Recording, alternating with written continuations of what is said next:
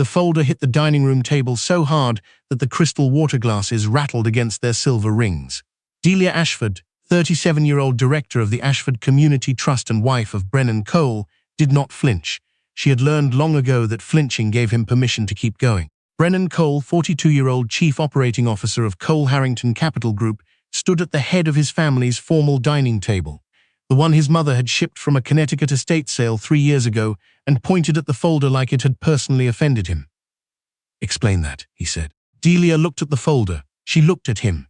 She reached across the white linen and opened it slowly, the way she had always done things, carefully, without drama, the way people move when they have learned not to waste energy on performances. Inside were financial records. Her signature appeared on 3 wire transfers she had never authorized. She closed the folder. She set it back down at a precise angle. "Where did you get these?" she asked. Brennan didn't answer. He pulled out the chair across from her and sat down. He loosened his tie, the deep burgundy one she had given him on their 7th anniversary, and he looked at her the way he had been looking at her for the past several months, like she was a problem he had almost solved. "The board is meeting Thursday," he said. "These go in front of them unless we can figure out how to handle this quietly." Delia understood what quietly meant. It meant her name. It meant her resignation from the trust. It meant walking away from the 11-year organization she had built from a single donated storefront in South Baltimore into a network of 14 community development programs serving over 4,000 families. She had started the Ashford Community Trust with the $40,000 her grandmother had left her. She had raised every dollar after that herself, one grant application and one gala and one handshake at a time. The trust bore her family's name, the Ashfords, not his. She looked at the wire transfers again. The amounts were specific, not round numbers, 47 not numbers, 47 750s. Someone had worked hard to make these look like real transactions. The vendor names attached to them: Prestige Event Sourcing LLC, Meridian Consulting Partners, Holloway Strategic Advisors, were companies she had never worked with, never contracted, never heard of. "These aren't mine," she said. "Your signature is on them." Then my signature was copied. She pushed the folder back across the table. "Brennan, you know I didn't do this." He didn't answer that either. That was the moment. Not the folder, not the forged signatures, not even what came later, but that silence. That careful, considered silence where he chose not to say "I know." She would think about that silence for a long time afterward. She left the dining room and went upstairs. She did not cry. She sat on the edge of their bed and thought about the 11 years she had spent building something that mattered, and the 7 years she had spent believing she and Brennan were building something together. And she tried to figure out when exactly those two things had stopped feeling true at the same time. Her phone was on the nightstand. She picked it up and called her attorney. Brennan Cole had not always been a man who threw folders. When Delia had met him at a non-profit fundraiser in Georgetown 12 years ago, he was quiet and attentive and genuinely interested in the work she was doing. He had asked good questions about community land trust models. He had remembered the name of the neighborhood she mentioned, Cherry Hill, and brought it up again 2 weeks later on their first real date. She had thought, this one pays attention. This one is different. He had been rising steadily at Cole Harrington then, a mid-level analyst with an inheritance from his grandfather and the kind of careful ambition that looked, from a certain angle, like patience. She had liked that about him. She had been surrounded her whole professional life by men in a hurry, men who interrupted meetings to take calls, men who measured their worth in exits and valuations. Brennan had seemed like someone who understood that some things were worth doing slowly. She found out much later that what she had mistaken for patience was something closer to strategy. His ascent at Cole Harrington had accelerated around year 4 of their marriage. He made CO at 39, which was not unheard of at a firm that size, but was fast enough to require explanation.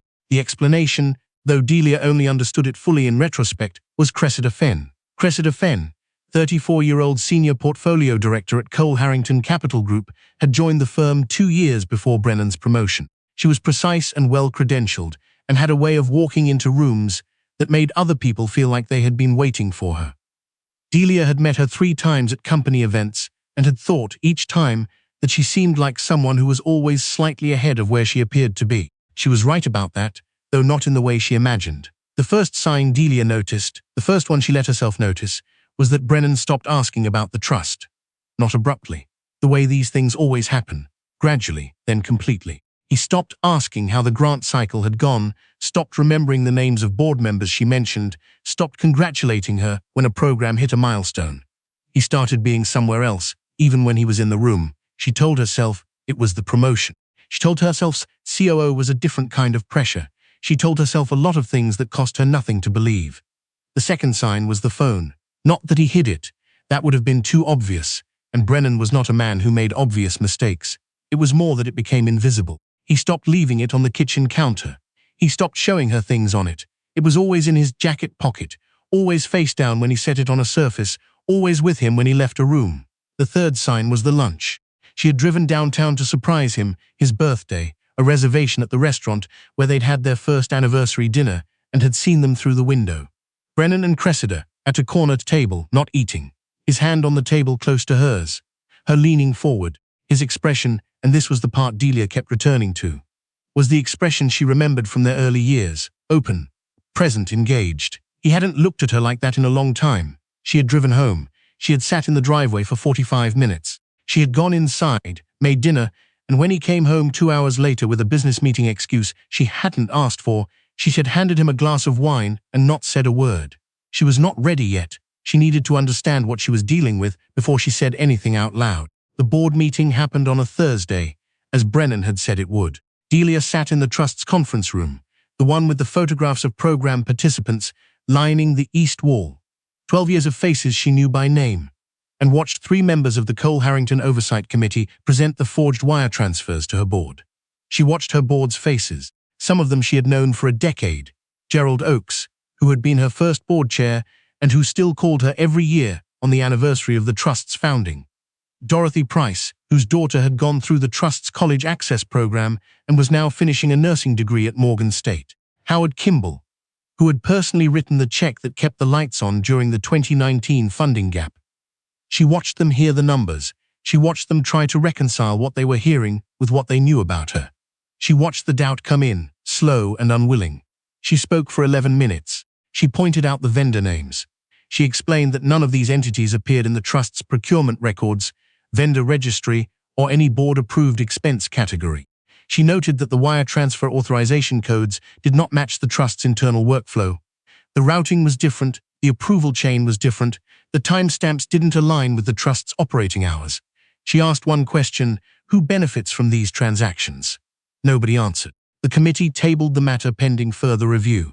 Her board voted to place her on administrative leave while the investigation proceeded. She drove home in silence. She made herself tea. She sat at the kitchen table with a legal pad and began writing down everything she remembered about the past 14 months. There were things Delia had noticed but not acted on. Brennan had spent an unusual amount of time restructuring the trust's banking relationships over the past year.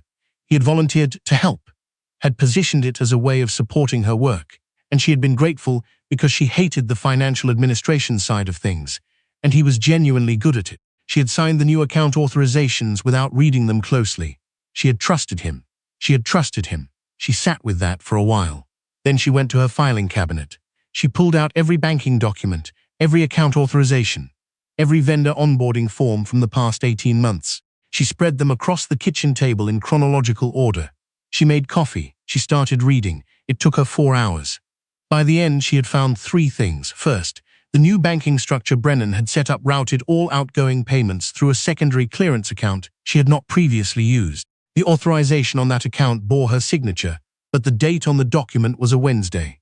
And she knew with certainty she had been in Richmond that Wednesday for a 3-day conference. She had the hotel receipt. She had the keynote program with her name listed as a presenter. Second, Meridian Consulting Partners, one of the fraudulent vendors, had been incorporated in Delaware 8 months ago.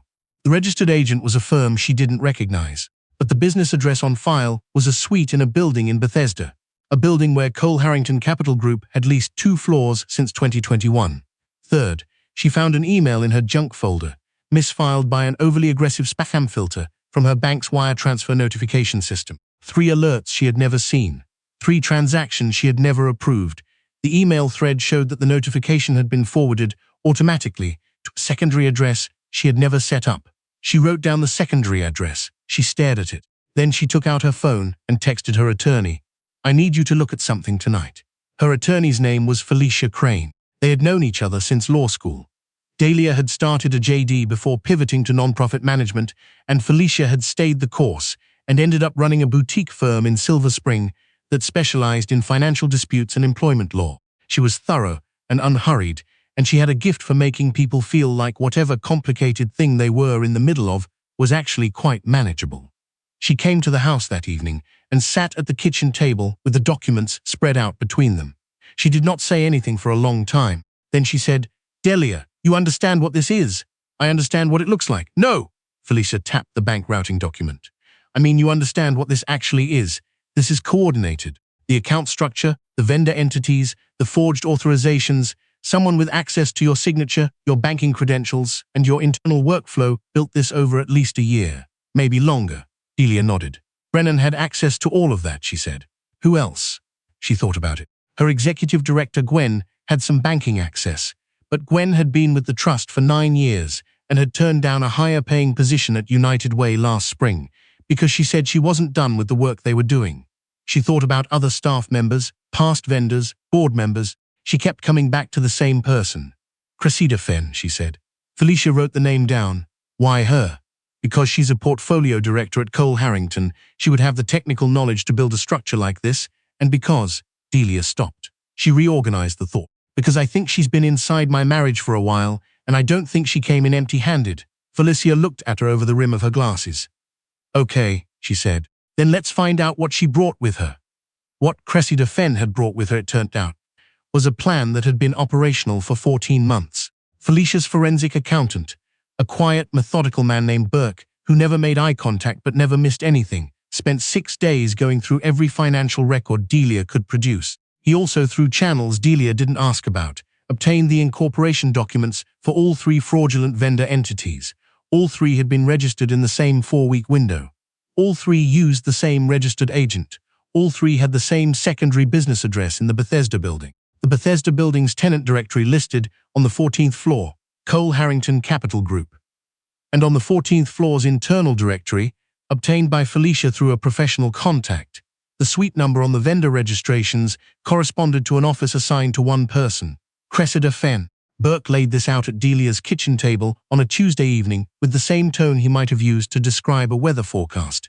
He arranged the documents in a clean grid. He pointed at each connection point with a retractable pen. He did not editorialize. When he finished, Felicia said, "The secondary email address that was receiving your wire transfer notifications, can we trace who set it up?"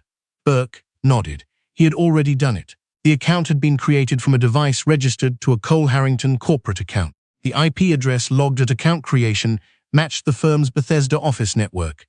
Delia sat back in her chair. She thought about Brennan and the folder he had thrown across the table. She thought about his silence when she said, "You know I didn't do this." She thought about the lunch through the restaurant window. His hand near Cressida's hand, his expression open and present in a way it no longer was when he looked at her. She thought about what it meant that a man who had watched her build something over 11 years had helped someone else dismantle it from the inside. "What do we do now?" she asked. Felicia had already opened her laptop. "Now we take this to the right people before they take anything else." The next 2 weeks moved faster than anything in Delia's professional life ever had. Felicia filed a formal complaint with the Maryland Attorney General's Financial Crimes Division. She submitted the forensic documentation to the Trust's board with a cover memo that was 14 pages long and left no interpretive room. She contacted the SEC's whistleblower office regarding the Cole Harrington connection, because the fraudulent vendor structure had not only siphoned funds from the trust, it had also routed money in ways that raised questions about fiduciary compliance at the firm itself. Delia appeared before her board on a Thursday morning, the same conference room, the same east wall of photographs, and presented 73 minutes of documented evidence. She did not raise her voice. She did not perform outrage. She had learned in 12 years of asking people to believe in work that didn't always show immediate results, that the quieter you speak when you're telling the truth, the more carefully people have to lean in to hear you. By the end of the presentation, Howard Kimball had his hands folded on the table and was staring at the vendor incorporation documents with an expression that looked like grief.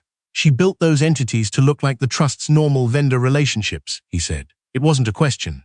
"Yes," Delia said. "And your signature was obtained by—" The banking authorization form was signed in blank during the account restructuring last year. "I believed I was signing something routine. It was used to authorize the secondary clearance account without my knowledge." The room was quiet. Gerald Oakes, who was 81 and had survived 3 institutional crises in his life on other boards, said, "I owe you an apology, Delia. We should have asked more questions in October." She reinstated her with a unanimous vote. She returned to her office that afternoon and sat at her desk and looked out at the parking lot for a long time before she was ready to open her email. Brennan found out about the AG investigation through his attorney, not through her. He came home that evening. She hadn't asked him to leave yet, partly because Felicia had advised against any significant changes to the household arrangement while the investigation was active, and he stood in the kitchen doorway in his coat and looked at her with an expression she hadn't seen on him before. Not guilt, exactly. Something more complicated, something that looked like a man recalculating. "You went to the AG," he said. "Yes, Delia, Brennan. She was making dinner." She did not turn around. "I'm going to need you to talk to your attorney, not to me. That's all I'm going to say tonight." He was quiet for a moment. Then he said, "She told me you had been moving money. She showed me the records." Delia turned around then. She looked at him.